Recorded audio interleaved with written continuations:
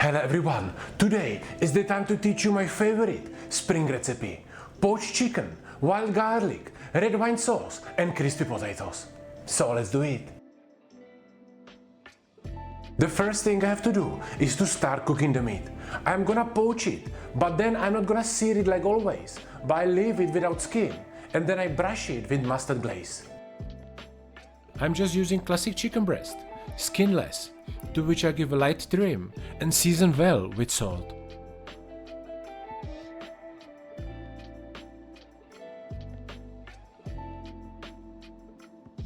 I then vacuum seal it with a touch of fresh thyme and olive oil. You can put more seasoning if you want at this point, but I want to use main seasoning at the end with the glaze. And cook it sous vide at 65 degrees Celsius for 1 hour. And of course the chicken trimmings has to go to my food inspector because he's waiting and the food has to be approved first.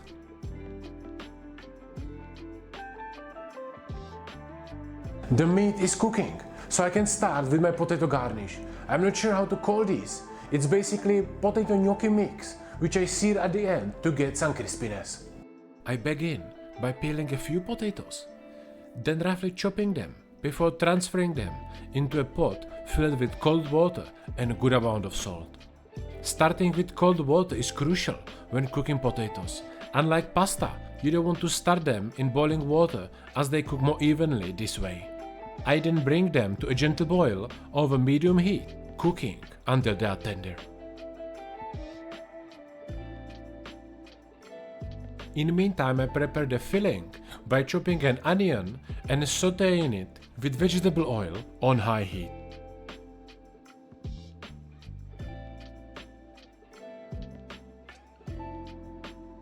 Next, I chop bacon, and once the onion begins to brown, I add it to the pan.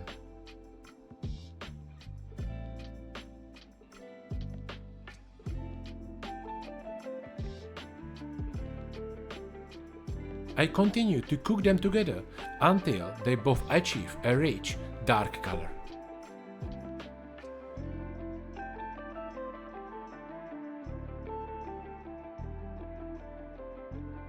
Don't rush this step because otherwise you lose a lot of flavor later on. Once done, I transfer the bacon and onion mix into the mixing bowl and proceed to strain the potatoes. I mash them using this tool, but you can use different tools if you want to.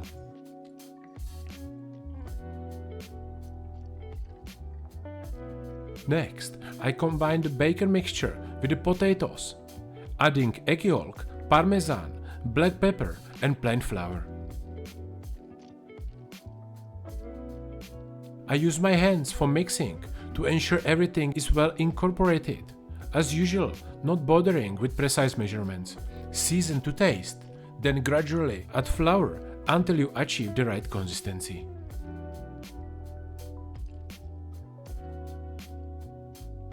I will roll it to reasonable size and then I just cut it with a knife and shape nice small flat surface pieces so I can sear them later on.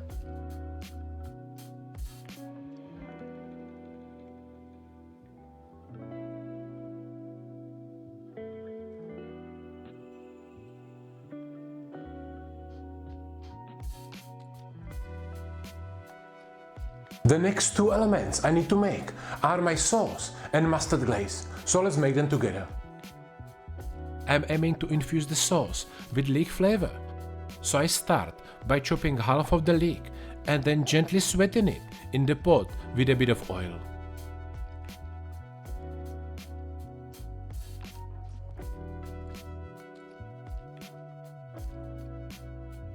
Once it begins to color, I deglaze the pot with red wine, toss in a couple of bay leaves and pinch of cumin and let it reduce by half.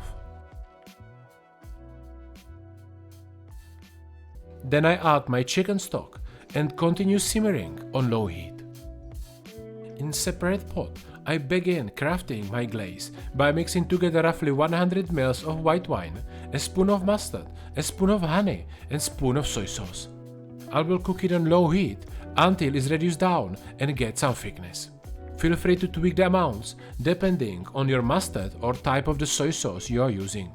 At this stage is also the perfect time to introduce additional spices or a bit of chili if you want to. And you should end up with something like this, a rich, thick glaze.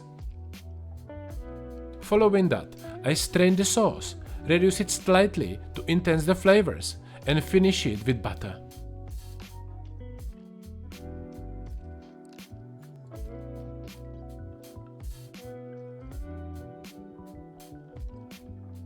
At the end, check the seasoning for the salt, and the sauce should be perfect. And now is finally time to use the wild garlic. I will use it in two ways. One, as my garnish underneath the meat with a mix of the spinach, and then easy microwave chips. I combine half of the spinach and half of the wild garlic in the pan with a little bit of oil and pinch of salt, cooking it on high heat for about 1 minute.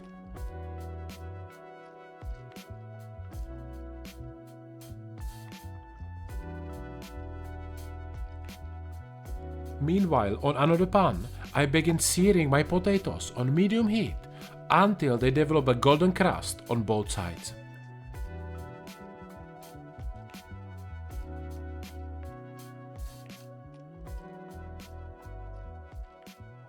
Once these are ready, I move on to making wild garlic chips.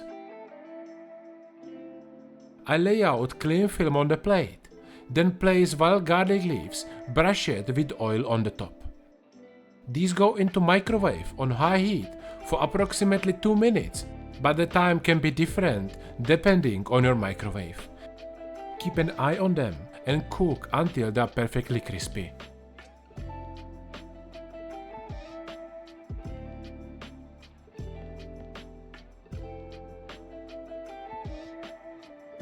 These are ready, so let's finish the meat.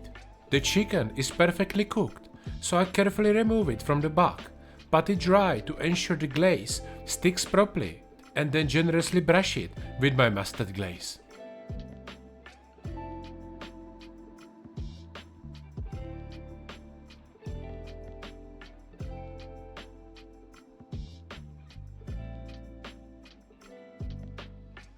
After glazing, I portion the chicken and let's do the plating. And by the way, if you're passionate home cook and would you like to learn fine dining cooking properly, everything from creativity, cooking techniques, plating and much more, but don't have time or option to travel to different cooking schools? Do you want to learn everything from the comfort of your own house with the schedule you need? Then my personal coaching would be perfect for you. Apply with the link in the description down below and I will get back to you with more information. And now let's finish the plating. I begin by placing the spinach and wild garlic mix on the plate, followed by 2 juicy slices of the mustard glazed chicken breast, few pieces of potatoes infused with bacon. I garnish the dish with a combination of fresh spinach leaves and crispy wild garlic chips.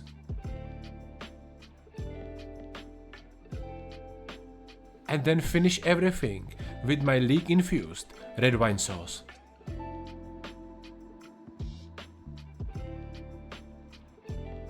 So what do you think, everyone? Do you like it? And I'm just curious, what's your favorite spring dish? Let me know in the comments. And if you want to learn another cool chicken recipe, check out this video and learn how you can make my dish with crispy skin chicken breast, beetroot and chickpeas. Thank you for watching guys, and I see you soon.